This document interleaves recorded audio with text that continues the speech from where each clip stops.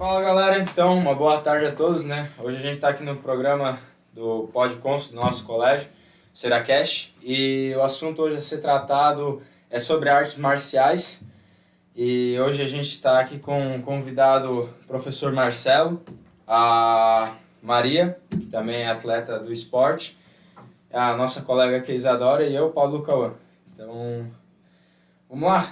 Eu queria saber mais hoje, né? Na verdade, nesse vídeo de hoje, como tudo começou, assim, primeiro, né, sua história e depois a da Maria, como tudo começou, com quantos anos você começou a praticar, enfim, coisas assim relacionadas. Primeiro, é um prazer estar aqui. Obrigado pelo convite, obrigado pela Maria ter convidado para estar aqui hoje.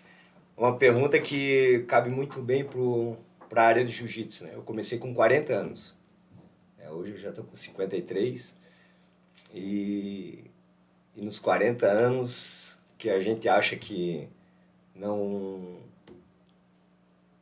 não tem mais lenha para queimar, né? Então, eu comecei como atleta amador, né, e fui para algumas competições já no começo quando eu comecei a treinar, e me identifiquei com o esporte, porque é um esporte que eu tinha um amigo que falava que é muito democrático, que mesmo que tem todas as categorias, depois tu passa da fase de atleta até os 30 anos, tu começa a ter as categorias master. Então tu dá oportunidade para todos, né? Inclusive foi o que aconteceu comigo. Então eu comecei depois dos 40 e consegui conquistar alguns títulos e tudo isso eu vejo que foi através de um propósito, né?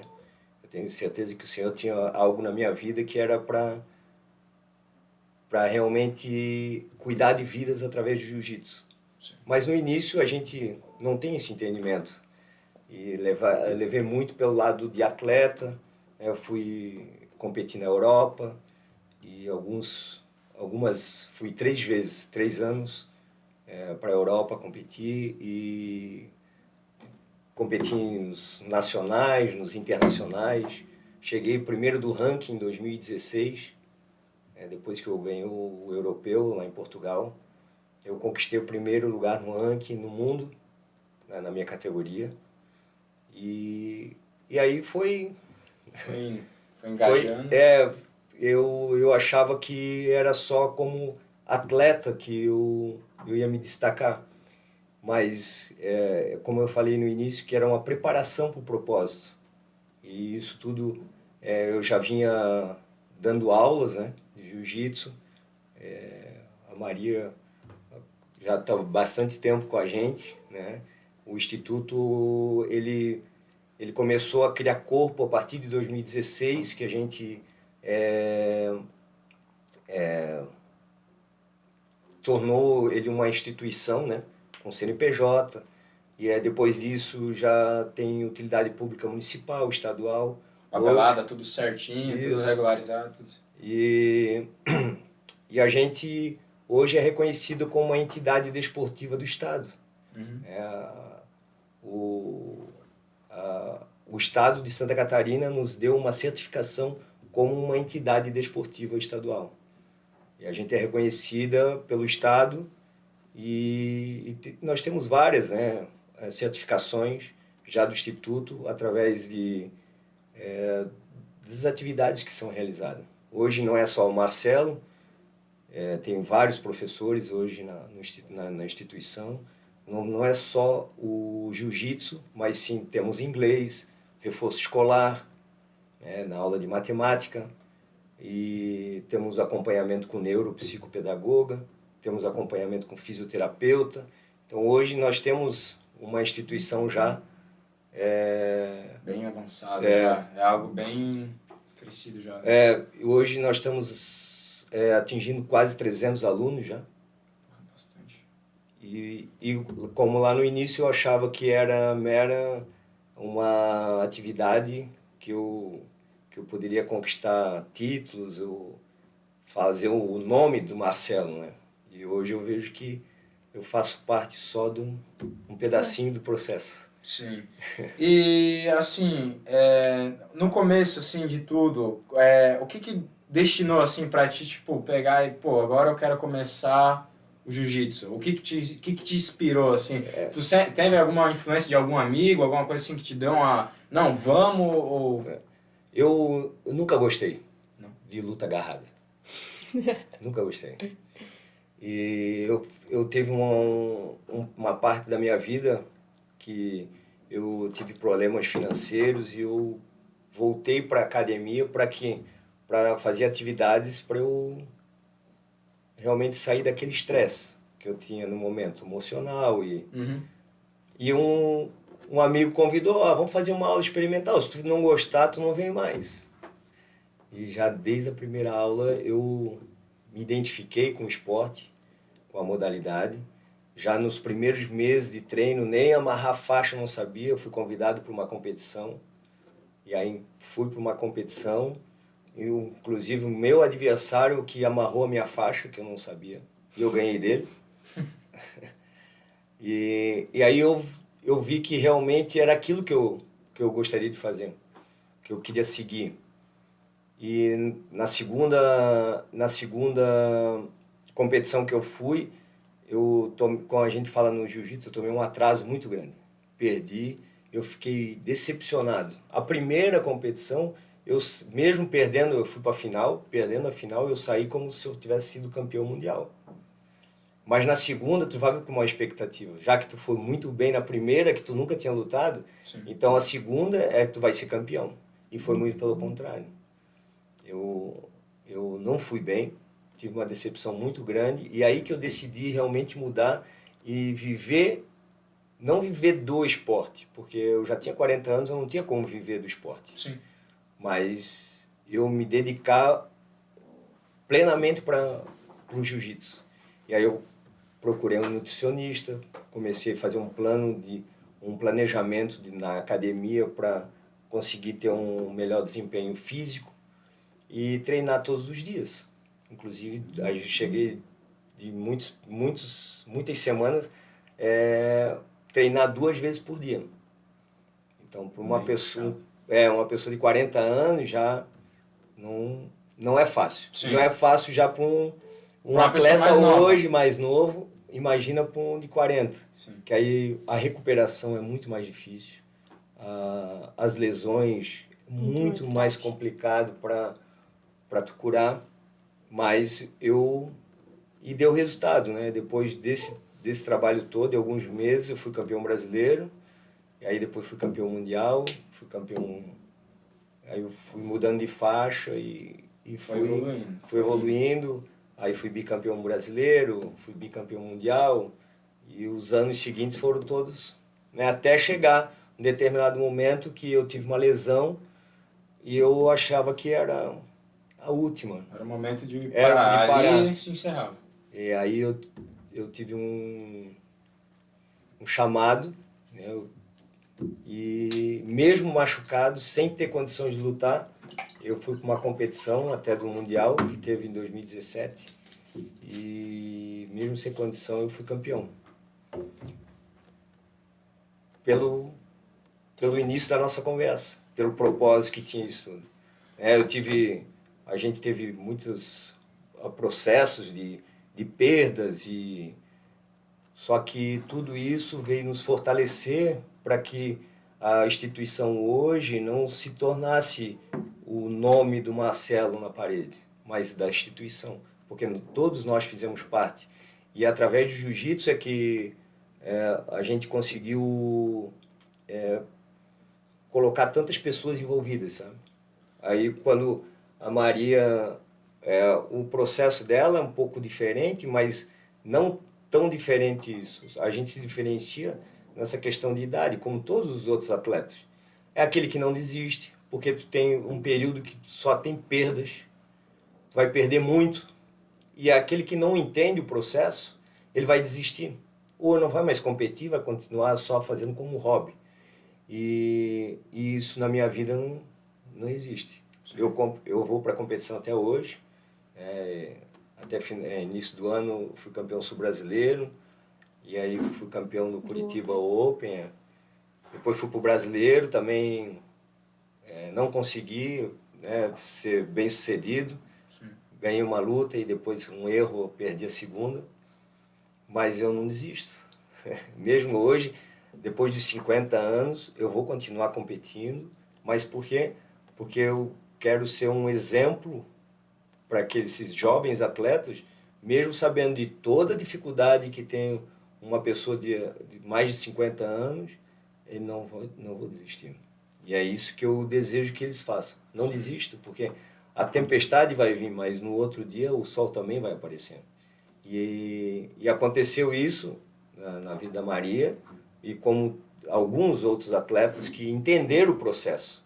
Que tu tem que passar o processo de perdas, o processo de ter um cara chato lá Pegando ali no pé, te orientando, mas por bem, te né? direcionando. Não por mal, né? No momento, às vezes, os atletas acham que É pro mal.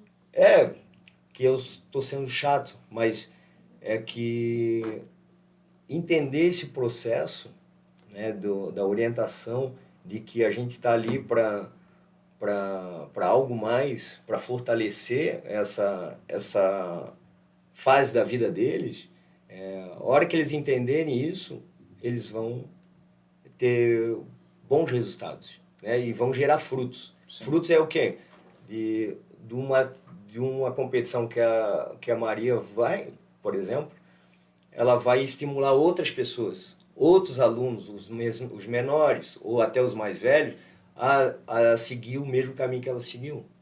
Porque hoje eu sou técnico de rendimento de Brusque, né, da parte de atletas até 17 anos, que é o LESC e Joguinhos.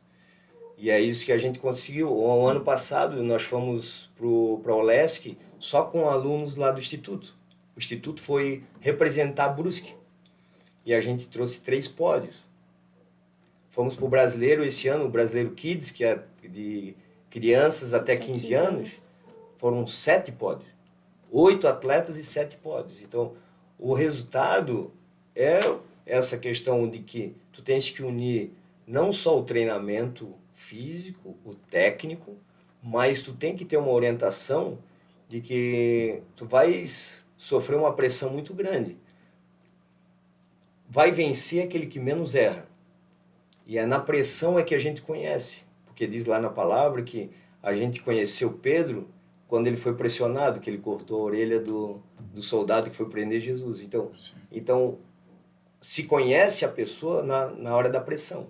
Então, quem está mais acostumado à pressão, a competir mais... Vai sair melhor. Vai melhor. ter essa vantagem de que, na hora da pressão, ele sabe se comportar melhor do que o adversário. Então, é isso que a gente tenta passar para os atletas hoje, ou os alunos, indiferente se é atleta, ou se é competidor, ou se é apenas um praticante do jiu-jitsu, é de que as pressões vão ser igual na nossa vida. Sim. Porque quando eu tenho 18 anos, eu tenho uma pressão. Quando eu já faço 20, quando eu 25, 30, depois que tu começa a ter uma família, são completamente diferentes. Então, tem que preparar hoje a criança e o jovem para esse tipo de pressão. Então, eu sempre digo assim, é muito importante.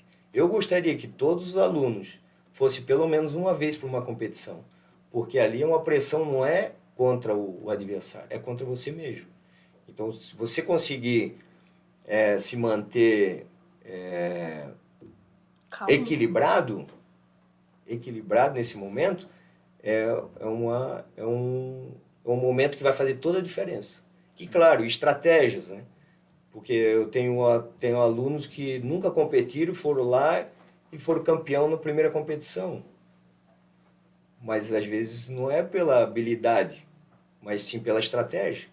Né? Quantas vezes que a gente viu aquele que tem o melhor carro não é o vencedor, ou aquele que tem a melhor equipe não é o vencedor, porque são estratégias que são montadas. E é o trabalho em conjunto, né? É o trabalho de tu ter uma metodologia de ensino, como a gente tem, Hoje a gente tem uma metodologia de ensino, a metodologia do Rocian Gracie Júnior, e a gente está quase 10 anos na metodologia, e são várias peças desse quebra-cabeça que a gente está montando para que, não para formar só atletas, muito pelo contrário, a gente não tinha esse objetivo. O Instituto não tinha esse objetivo de formar atletas. Mas hoje, como a gente vê essa... é muito forte de alguns, a gente não quer tirar esse sonho. Muito pelo contrário, quer sonhar junto. Sim. E por isso que a gente está se especializando para que a gente possa... aquele que tem o interesse de viver do jiu-jitsu, que possa viver do jiu-jitsu. Sim. Então a gente faz alguns projetos de captação de recursos agora, que a gente está elaborando alguns projetos para que a gente possa levar esses alunos para várias competições que no momento eles não têm condição de ir. E vamos tentar fazer isso para que eles possam sonhar em viver do esporte. E outra coisa que, né, tu encostou agora nesse assunto, né, dos campeonatos e condições, enfim. Hoje, no Brasil, o esporte, o jiu-jitsu em si, a arte marcial em si, é um esporte que assim, a galera apoia bem, assim, ou é algo, tipo, bem raro, assim? Porque hoje a gente sabe que o Brasil, querendo ou não, é um país que muitas vezes só se fala mais do futebol, né? Nada contra, mas é uma coisa que, futebol daqui, futebol de lá, e muitas vezes os outros esportes que tem, principalmente de arte marcial, muitas vezes eu vejo que não é muito falado, enfim, né? Não é muito, assim, a galera não tem muito engajamento. Como que funciona, assim, hoje no Brasil esse... Por exemplo, assim, tem alguns lugares que a gente ainda frequenta, que as pessoas falam, até para minha esposa, como é que tu deixa o Marcelo competir nisso, né, de quebrar um nariz ou isso? Porque as pessoas não conhecem exatamente o jiu-jitsu. Acham que o jiu-jitsu é o MMA que aparece lá na televisão, né? Hoje o jiu-jitsu ele não tem um soco e não tem um chute. Eles são técnicas só para imobilizar o teu adversário, que a gente chama lá de tentar finalizar o teu adversário. Então, o grande problema do patrocínio ou do investimento no esporte é que as pessoas não conhecem. Não conhecem, acham que o jiu-jitsu é aquela... Muitas vezes olham só para um lado, sempre que aquele lado não tem nada a ver com que o... né? Isso, e aí é muito difícil, porque para hoje um patrocínio, eu conseguia as pessoas me auxiliarem, um apoio, não era patrocínio, porque ele não era mensal, era para aquela competição. Eu tenho um sonho de ir para a Europa. E aí eu ia em contato com alguns amigos, alguns empresários que já conheciam o trabalho que a gente fazia, o trabalho social, e investia numa pessoa que já tinha um trabalho social, mas não investia no próprio atleta. Porque, eu quero ser reconhecido através desse atleta, que eu estou fazendo um trabalho. Não, porque é pouco divulgado.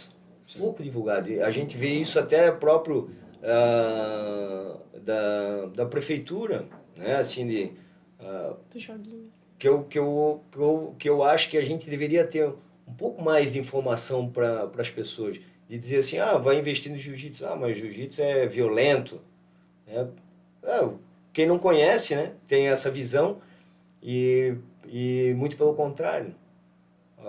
O que a gente não admite lá dentro é violência. Mesmo esses muitos relatos que brigavam muito na escola, depois que entraram no jiu-jitsu, estão se distanciando dessa atividade. E a outra coisa, uma pessoa que sabe que tu faz jiu-jitsu não vai se meter contigo. E tu não vai se meter também em confusão. Porque é um dos princípios que a gente tem, que é a disciplina e respeito. Enquanto isso que a gente tem essa disciplina e respeito, tu não vai entrar em confusão. É claro que se alguém tentar fazer algo contra você, você vai se defender. Mas não necessariamente que você vai precisar ser violento com ele. Né? E é isso que a gente preza muito, é essa disciplina, o respeito, que a gente fala todos, principalmente para as crianças lá de 10 anos, 11, que estão na fase, né? Sim. E os jovens que às vezes se passam um pouco nas brincadeiras e às vezes tem pessoas que não gostam muito desse tipo de brincadeira.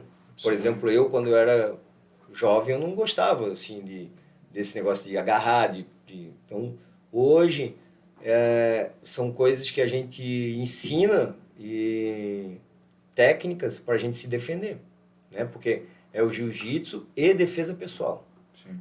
E é um dos princípios que o seu Hélio Gracie, ele adaptou o jiu-jitsu, que veio de um japonês para o Brasil, e o seu Hélio era o menor da turma, o seu Hélio Gracie, e ele e o seu Carlos adaptaram o jiu-jitsu para isso, para se defender.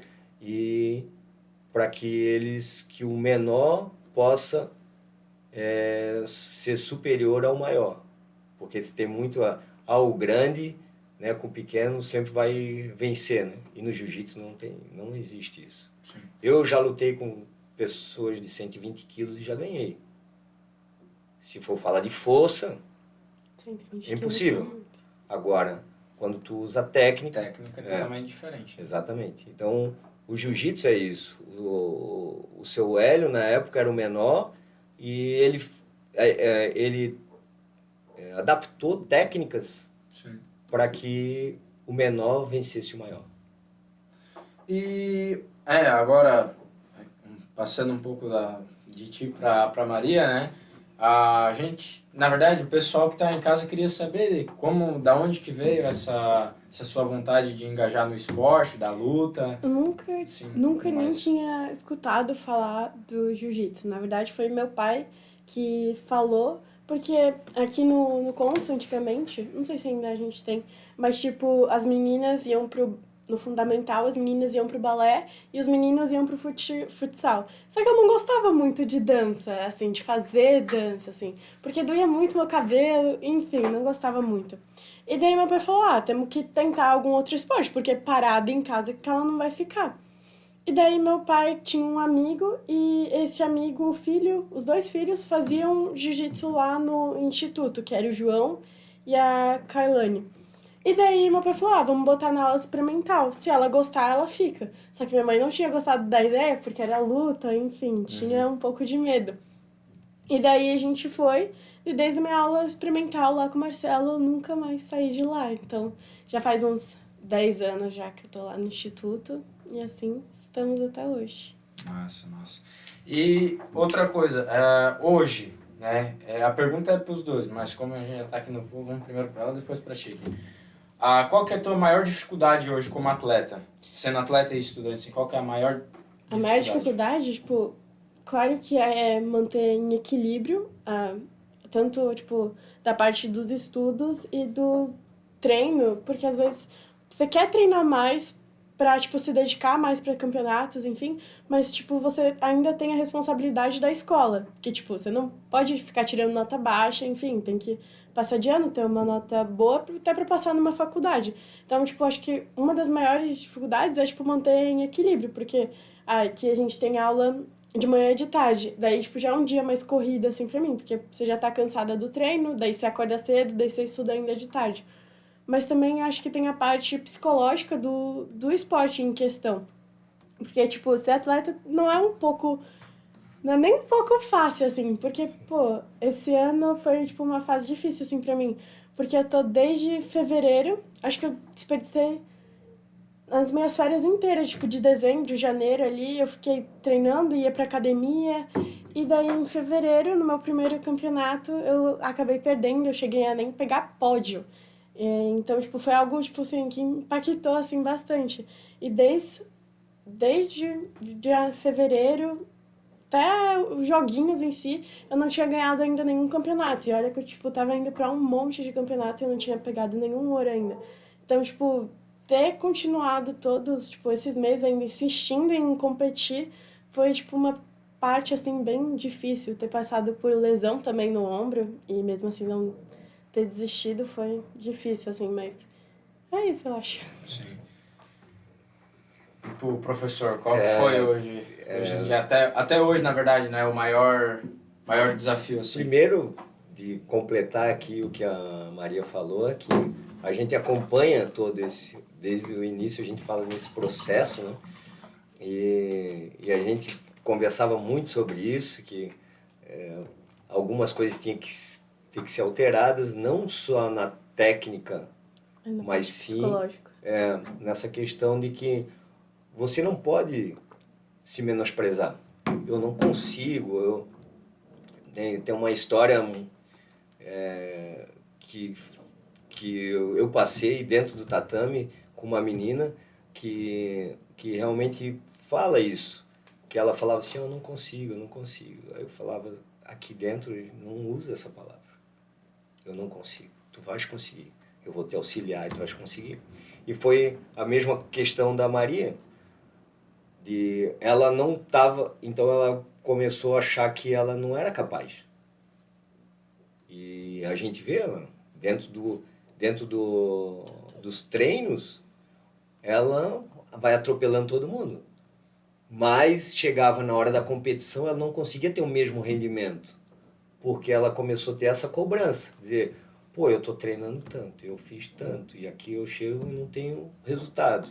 Eu não tenho resultado, mas é o processo, né? E a gente veio conversando, a gente veio tentando auxiliar nessa parte para que ela chegasse e chegou no nível máximo de um atleta hoje para o esporte de Brusque.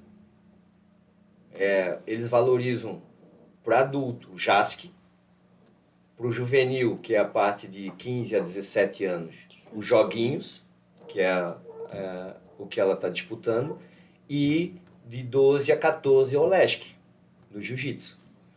Então, para o município, essas três competições são nível máximo. E ela, o tanto que passou, como ela falou, ela achou que ela perdeu as férias dela, mas ela investiu hoje no resultado dela lá atrás. Porque ninguém consegue fazer de hoje para amanhã. Então, como ela se dedicou, essa parte toda foi competir, perdeu, voltou, não desistiu, se lesionou, voltou. E aí lá nos joguinhos eu vi uma mudança tremenda nessa questão de psicológico. Porque se tivesse acontecido em outra época anterior o que aconteceu lá, ela já tinha se desestabilizado. Um atleta tentou desestabilizar ela na luta. E se fosse em outra época, ela tinha Caído. Só que ali ela estava preparada, porque ela já tinha passado por tudo. Passado pelos treinos, lesionado, chorado, levantado, perdeu, levantou.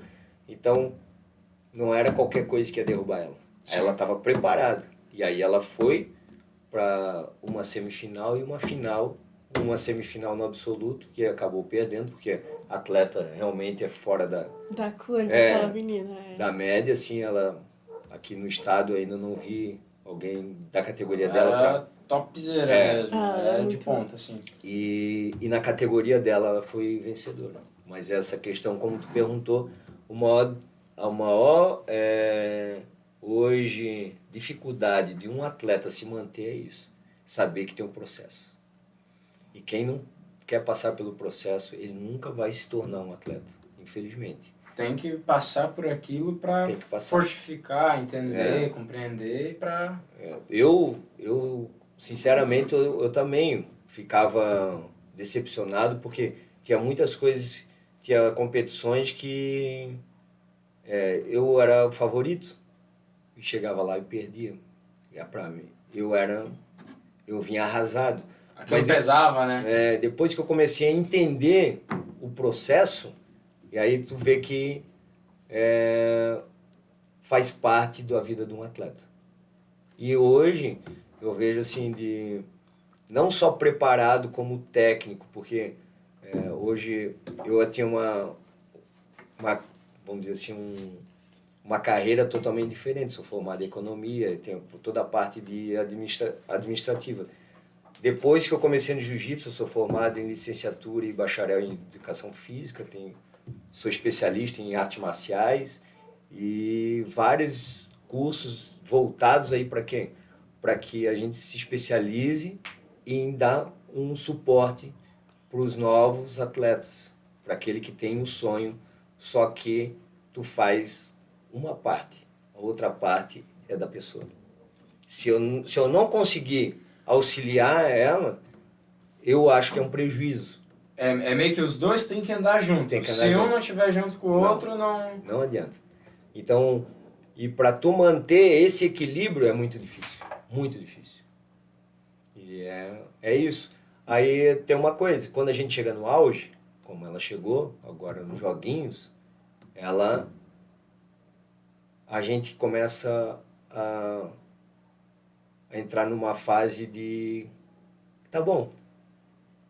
Só que agora é a fase mais difícil, é se manter. É igual eu falo sempre, comprar um carro importado, né? Fácil comprar. Vai lá, parcela. Manter, né? Que é ali que é o complicado, né? Começa a vir enfim, todo o processo de dificuldade, né? Porque assim, todos vão treinar da categoria dela para ganhar dela. Ela não vai estar lutando contra um, vai estar lutando contra todos da categoria dela. Ela vai ser agora a pessoa que querem vencer. Como eu chegava nas competições. Só que eu não tinha essa visão. Eu não tinha essa visão de que as pessoas estavam lá para ganhar de mim. Era uma competição normal, mas o sonho de muita gente era ganhar. E tu não tem essa visão. Quando tu não tem essa visão, é que tu afrouxa. Ah, tá bom, se eu treinava 2 vezes por dia, agora eu vou treinar uma, que eu já cheguei lá. Mas por isso que é mais difícil de se manter. Sim. Então, quer fazer uma pergunta? Tipo assim, vocês falaram ali das competições, né? Como que é a preparação, assim, de cada atleta, a diferença da preparação de cada idade, assim? É que assim, ó, eu como técnico eu vejo, também já passei essa fase, não, eu treino ainda, né? Um pouco, mas treino. O que eu vejo é que muito essa questão que a Maria falou, né? Que tem que conciliar. Uma criança, vamos dizer, de 10 anos, ela não tem a responsabilidade com um jovem de 17, que já está pensando que ir bem, o que eu vou seguir na minha vida. Então, tu vê que tem menos responsabilidades. E claro, uma criança de 10 anos, de 12, ela tem muito mais um apoio dos pais, primeiro porque ser uma criança. E o jovem, se, por exemplo, se tu soltar aqui no centro, ele vai se virar, vai chegar até em casa. E algumas crianças hoje não conseguem. Sim. E tem o perigo normal. Então, agora, é essa questão dessa idade, de tu saber como fazer, como não fazer o overtraining, porque isso pode acontecer, a criança quer treinar, que aconteceu com a Maria já, desse overtraining, de treinar 2 treinos, depois ir para academia, aí tem que acordar cedo para estudar. Um dia tu aguenta, mas se tu fizer 2, 3 dias na semana isso, já começa a baixar o rendimento, né? Exatamente. Algo que era para se manter ali começou a não atrapalhar. Não começou mais a agregar, e começou a atrapalhar. Isso, e a gente chama isso de overtraining. Tu tá treinando demais. Porque é alimentação, treino e descanso. Tu tem que ter os 3 aliados. Se tu não tiver, vai pifar. Sim. E geralmente como ela falou, eu treinei tanto, eu fiz tanto. Aí começa a vir um psicológico, né? Aí começa a misturar os dois e aí... Aí eu quero treinar mais.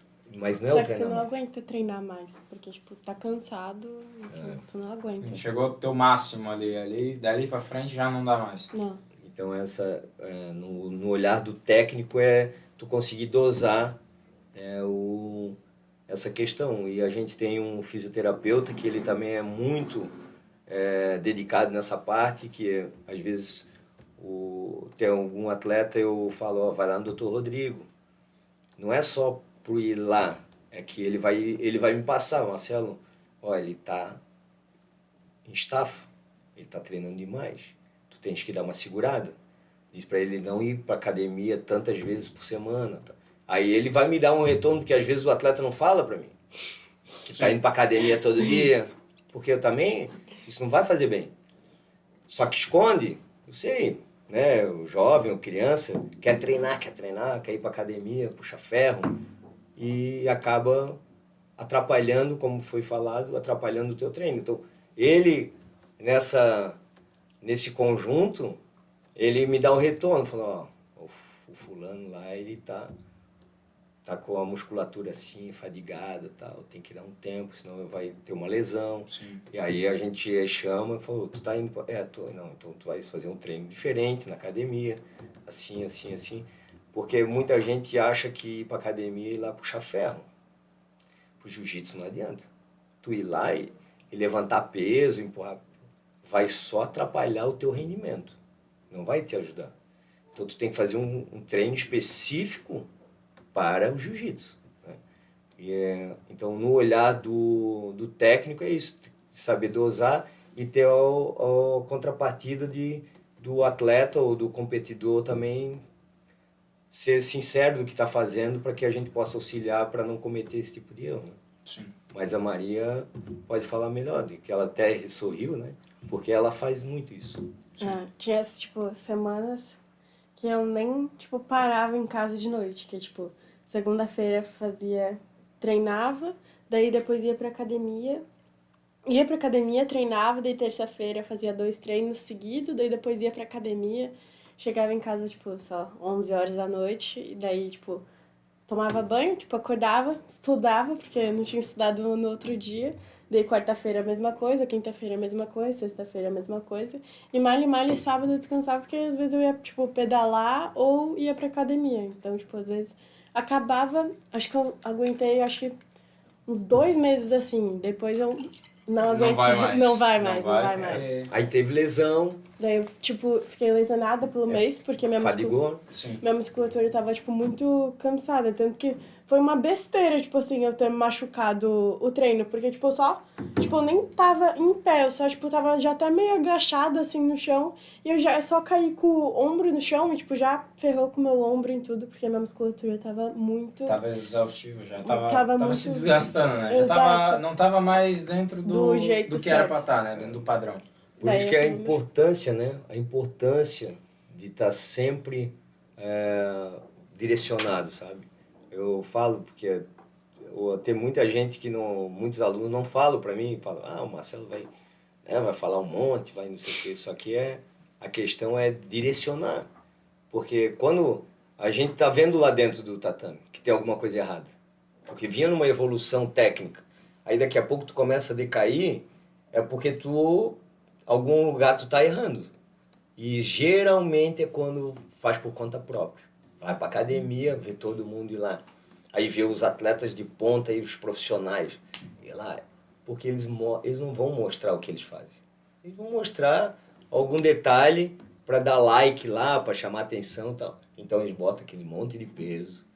Aí vão lá, empurram uma vez. E aí a gente que olha aqui acha vou fazer igual. E nesse que o cara vai fazer igual, o cara acaba Acaba se saindo machucando. na mal, né? Saindo porque é que cada corpo e como ela perguntou sobre essa idade, cada idade reage de uma forma. Porque o teu corpo está em formação, eles estão em formação ainda. Né? Então tem que ter esse cuidado. Eu digo, eu tenho muitos alunos, crianças, é claro, adolescentes, mas tenho alunos adultos também, mais de 40. E é isso. Se tu não se cuidar, a lesão vai vir, e essa lesão para tu curar é muito difícil. E quem tem um ritmo é igual a jogador quando para de jogar. A maioria fica gordo. Engorda. Porque ele tem a mesma alimentação que antes, só que não tem o gasto.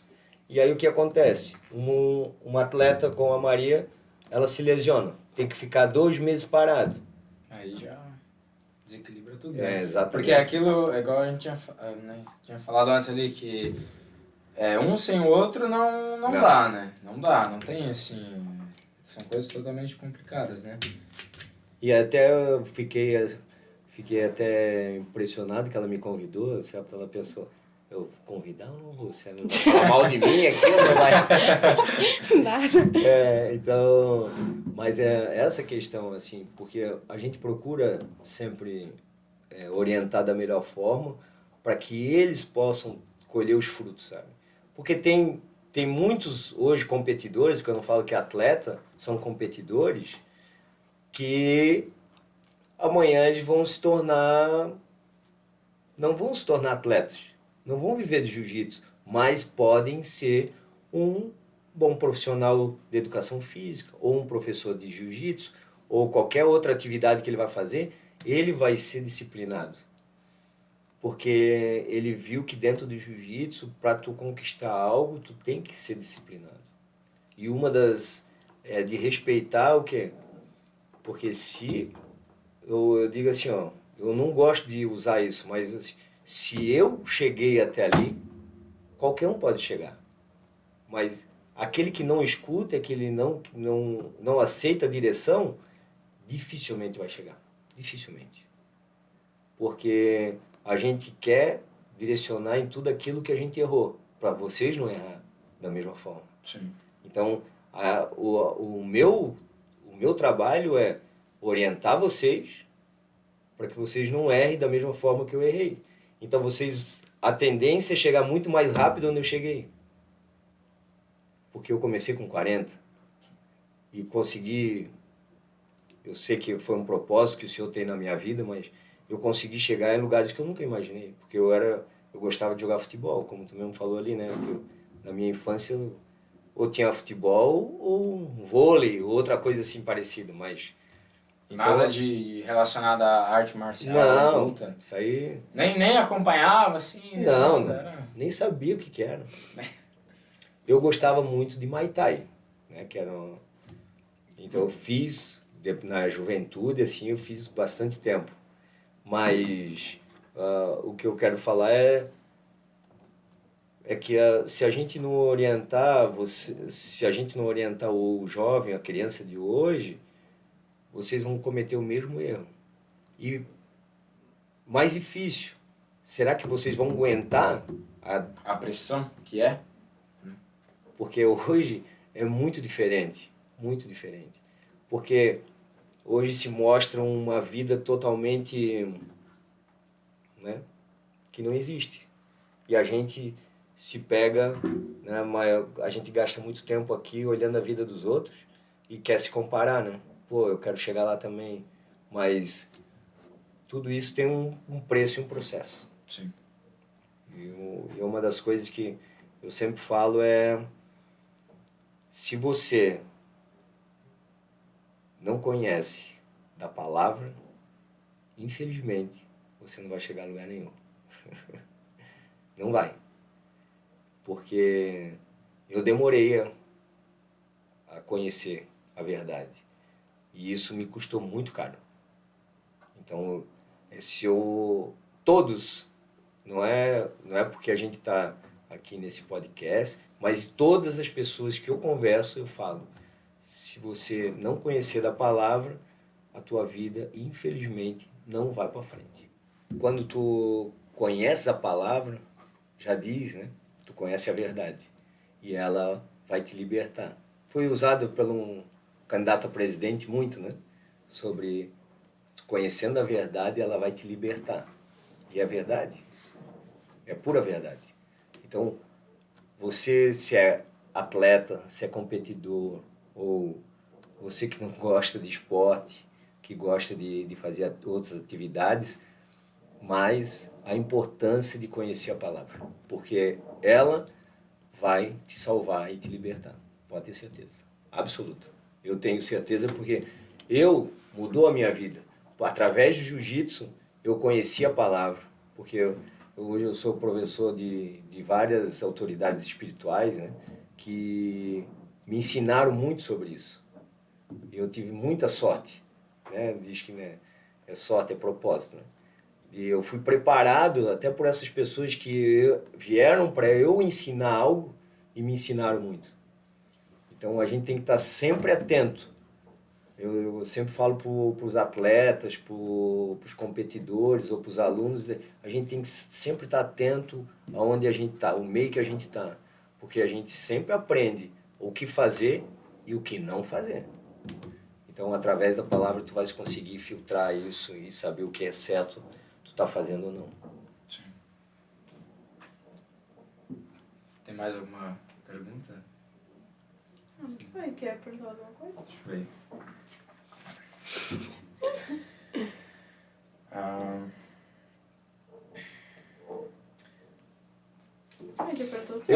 eu queria dar um testemunho de algo que, que foi um virar de chaves de saber de tu tá em competição e tu não conseguir o resultado que tu gostarias. Eu fui para a Europa em 2018 e eu, infelizmente, eu venho de uma cultura de que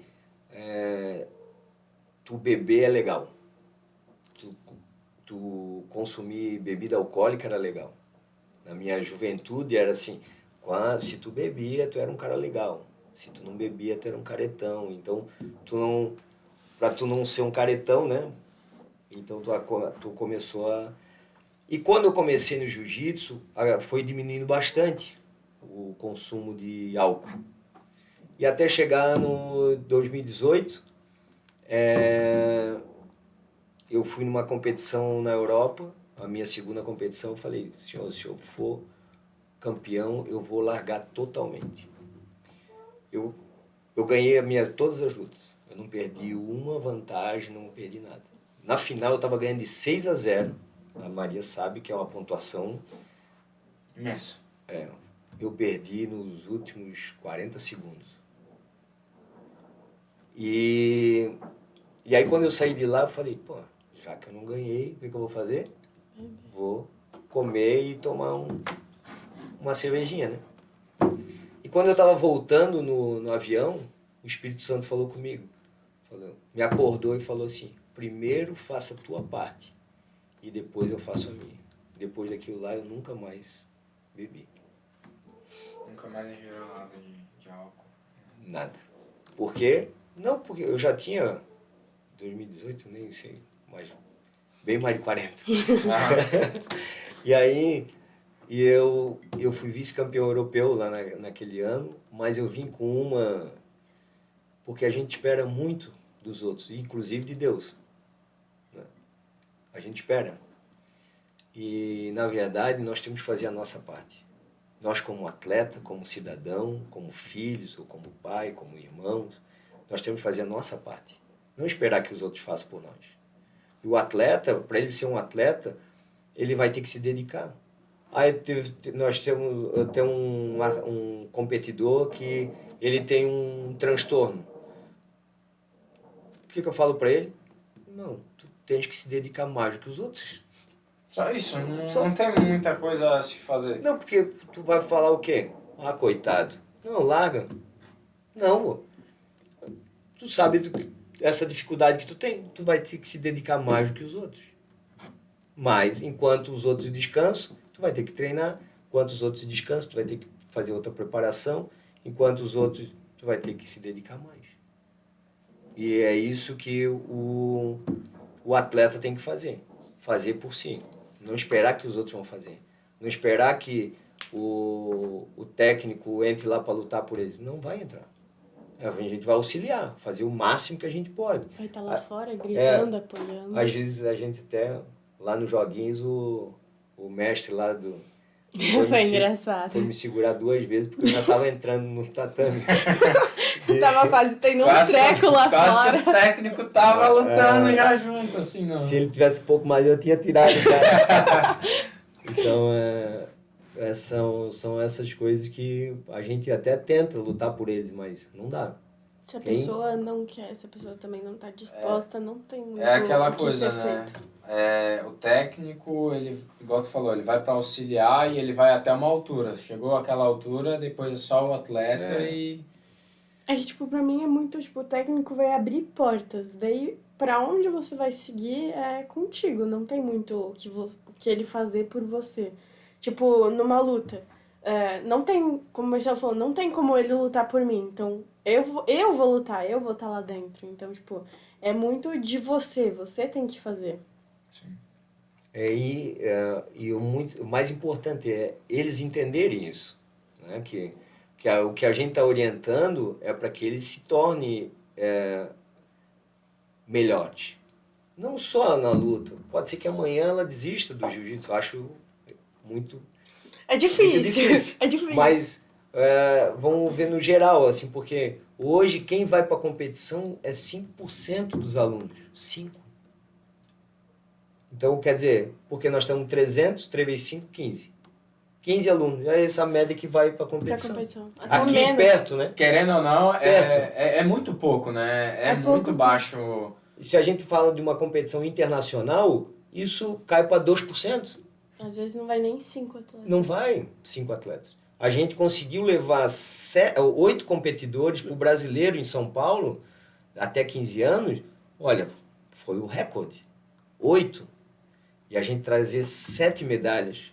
Então, quer dizer assim, o trabalho não é só do técnico, porque aí é o investimento de pai, a criança também querer, o adolescente. Então, vai toda essa parte de preparação que tem que ter em conjunto, porque senão não vai. E amanhã ou depois, tem muitos que deixaram, né? Quando começaram com a Maria Eduarda. É totalmente Meu, outra equipe. É assim, se tem 2 ou 3, acho, se tiver. Só tem o Luquinhas e o Cauã e o Antônio. São 4, aí estamos falando em 4. E naquela Nem vez... Antônio nem existia naquela época. E naquela vez, né, quando tu começou ali, foi uma penca de quantos, assim, que formou a equipe mais ou menos ali? Tem uma noção, assim? A primeira aula aula do não projeto foram com 12 alunos. 12. E tinha uma turma. Hoje nós temos contraturno escolar, a gente tem inglês e jiu-jitsu à tarde. E tem as aulas de tarde também de Gil. Aí as aulas à noite, todos os dias à noite. Tem sábado de manhã lá no Cedro Alto, que é dentro da Calvário. E segunda-feira à tarde ainda, aqui dentro da Nação Forte, aqui no bairro São Luís. Então, assim, hoje, nós, como falei, estou chegando a 300 alunos e nos 3 polos. Filas de esperas imensa, só que nós não temos mais como abrir turmas, porque não temos mais professor. Tipo, chegou algo que não... É porque até às vezes pelo tatame em si, tipo, é muito cheio. Tipo, pro mestre é um tatame grande já. Só que, tipo, às vezes, tipo, quando tem muita gente, fica até ruim, tipo assim, de treinar e tal. Então, às vezes, tipo, não pode, tipo, aceitar tanta gente. Por mais que caiba, não vai dar, tipo, pra treinar, tipo, bonito, vamos dizer assim, tipo, bom pra confortavelmente, pessoa. Né? Exato. Porque já naturalmente já tem um pé, né? Já tem um pé ali que sobra, bate daí outro, um bate cai na por cabeça, cima, outro cai já... por cima. Sim. Por isso que o ideal seria tu ter mais horários. Mas a gente, hoje, como a gente estava conversando, tu perguntou sobre essa questão de investimento no esporte, né? É muito precário. Muito pouco, né? Muito. Porque hoje, um kimono hoje é caro. A gente fabrica os kimonos lá, é caro. Então, não tem o que fazer. E lá no instituto a gente empresta, faz incomodato, que é um empréstimo, e depois tem a devolução, para 90% dos alunos hoje usam um kimono que é do instituto. Eu não tenho condição de comprar, a gente empresta. Eu não sei se meu filho vai continuar. Vai começar, a gente empresta para... Só adulto não, né? Até 17 anos. Sim. E os adultos não. Mas o que acaba ocorrendo é que o esporte se tornou, além de caro, pouco investimento. Porque pra gente conseguir honrar a vida de um professor, difícil. Dificilmente a gente consegue. E a gente está procurando projetos de recursos para que a gente possa ter 24 horas. Eu gostaria que aquilo lá corresse 24 horas. Mas, infelizmente, não é só de amor, né, que se vive. Né? Tem muita gente, aliás, todos ali precisam do financeiro para sobreviver. Então, tem o seu trabalho e ele sai do seu trabalho. Tem muitos ali que, como a Maria falou, ela vem estudar, é a responsabilidade dela hoje. Então, o adulto já tem o seu trabalho. Então, ele trabalha, aí vai lá, aí tem um horário que ele vai dar aula e depois ele vai treinar. Bem puxado. Aí vai dormir, porque vai chegar em casa, vai dormir. Não, vai tomar banho, vai jantar, vai dormir. Dorme poucas horas, no outro dia já acorda, tem que trabalhar, alguns trabalham no pesado, aí faz aquilo todos os dias. Realmente É puxado. Para um competidor é muito complicado. E tu não tem nenhum retorno financeiro, é mais complicado. E hoje, né, assim, eu não sei como que funciona bem ao certo ali, né, mas hoje, se tem um atleta, assim, que, no caso na instituição de vocês, né, tem alguém que, tipo assim, o cara fala, não, eu só me dedico a isso. Porque muitas vezes a gente se depara, né, na verdade, até aqui na cidade, tipo, do atleta praticar um esporte, só que por conta do município, da cidade em si, não apoiar, não dar um dinheiro que é, assim, vamos dizer, é o mínimo, né, pro cara, mal dá o mínimo, assim, e o cara tem que trabalhar no contraturno. Vocês têm, assim, algum atleta de, tipo assim, não, o cara, né, a gente só direciona, o cara só treina, o trabalho dele é aquilo ali. Não. E porque é uma coisa que, na verdade, até da última vez que veio aqui um convidado nosso, o Rafinha, ele até tinha comentado que nessa questão do apoio, assim, a prefeitura em si, o município em si, é muito pouco, assim, é uma coisa muito... Lembra que a gente conversou sobre essa questão de depender? Eu vejo que é um processo também que a gente está passando, né? Do que era o ano passado, melhorou bastante esse ano. Melhorou bastante. Essa questão de bolsa atleta, bolsa técnico. E eu tenho certeza que isso vai melhorando. Mas daquele que não desistir, vai ver. Aquele que desistir, não vai ver. O cara tem que aguentar. Tem que ser persistente. Mas é a vida não só do atleta. É igual tu abrir uma empresa. Se tu achar que tu vai sair do teu emprego, vai abrir uma empresa e que no primeiro ano tu vai ganhar um monte de dinheiro, fica no teu trabalho. Tá totalmente iludido. Tu vai trabalhar 24 horas e vai receber a metade do que tu recebia lá quando tu trabalhava para os outros. Então, a vida do competidor, do atleta é a mesma coisa. Assim, é prometido agora para que esses que tiveram resultado nos joguinhos tenham uma bolsa atleta no ano que vem. Né? Mais do que justo, porque além de ser uma promessa, fomos lá e conquistamos. Né? Não só porque eu digo que é um trabalho em conjunto. A Maria foi lá, foi campeã, foi a única medalha de ouro que a gente teve, mas trouxemos o troféu por equipe. Do grupo feminino, do naipe feminino, o geral. Que ficou em primeiro lugar do ranking como feminino no jiu-jitsu. E um monte de pontos na frente do segundo. Eu acho que 17, eu acho. Sei lá quantos pontos não. E o que acontece? Foi o único troféu de primeiro lugar do município de Brusque. O único naipe feminino de jiu-jitsu. Então é um trabalho em equipe, com certeza. Se não fosse a equipe, todas as atletas, os atletas, porque ali nós não temos como só treinar menina com menina. Maria, como a gente fala, sai na porrada com menino, com menina e não... No que vem pela frente tem que treinar, pô. Por isso que ela está preparada. E é uma das coisas que a gente fala, o esporte é individual, que só entra um para lutar. Mas toda a preparação para chegar até ali é em conjunto. Nunca é individual. É em equipe.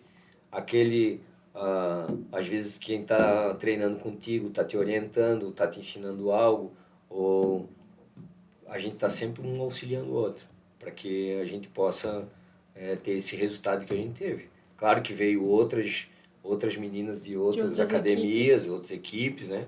Mas o trabalho que foi feito para isso mesmo, para uma equipe, para que a gente respeitasse, entrasse lá e fizesse o nosso melhor. Então, eu vejo que para a conscientização do atleta nessa questão do financeiro é isso. Tem que fazer primeiro o teu trabalho, depois tu vai correr atrás de conseguir algo. Porque tem muita gente que reclama, mas não faz por si. Ganhou o quê? Não, então, infelizmente, a vida é assim, a vida é feita de resultados, né? E o que a gente trabalhou é para ter o resultado. E que esse resultado vai gerar fruto o ano que vem, na hora que for lá fazer o pedido de bolsa.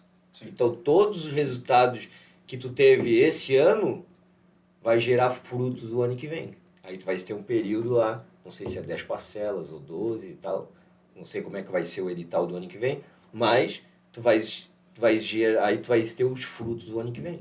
Mas é daquilo que tu gerou esse ano. É uma questão de processo, né?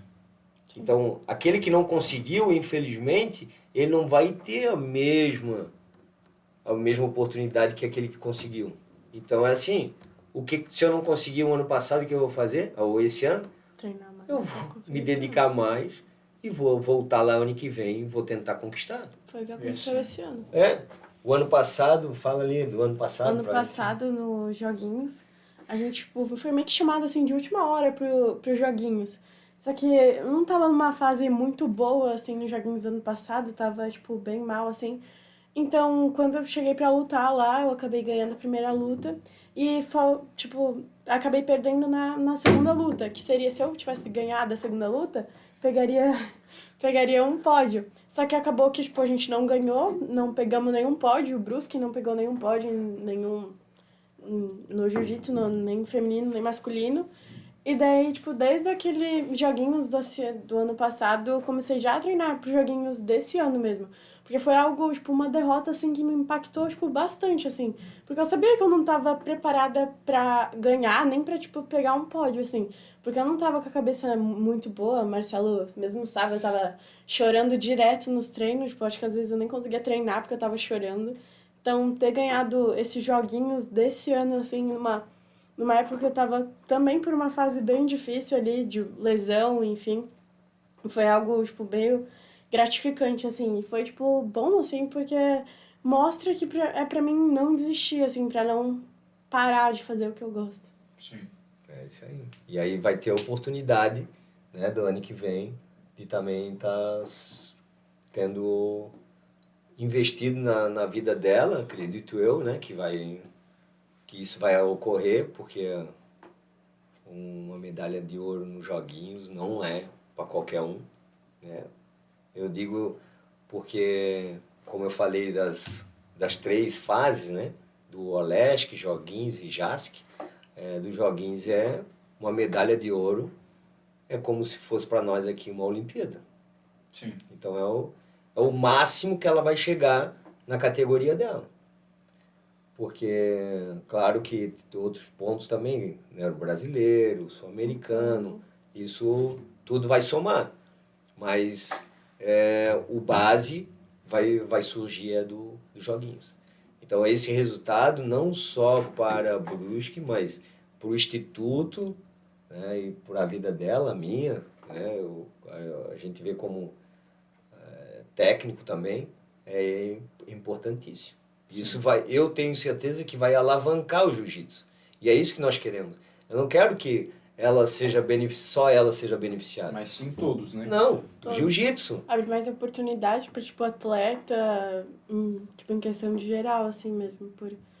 Por mais que seja comparado do ano passado e esse ano foi mais gente, foi até pouca gente, porque, poxa, tem cidades, um exemplo, Floripa, São José, assim, que, toda a categoria, todo o peso, até do mais leve até o mais pesado, tinha alguém daquela cidade. Sim. Então seria legal se, Brusque também fosse, assim, também tivesse bastante gente querendo competir. Porque às vezes tem gente que realmente não quer competir, que não se sente bem numa competição, enfim. Daí, É questão de realmente, tipo, de abrir portas e, tipo, a pessoa ver, pode ser uma oportunidade legal. Então, mas eu acho que já está dando o nosso horário, né? E, bom, eu queria agradecer, né? Tanto ao professor, né? A Maria também, por ter chamado você. E é isso. A gente encerra por aqui. E é isso daí, um episódio de luta marcial.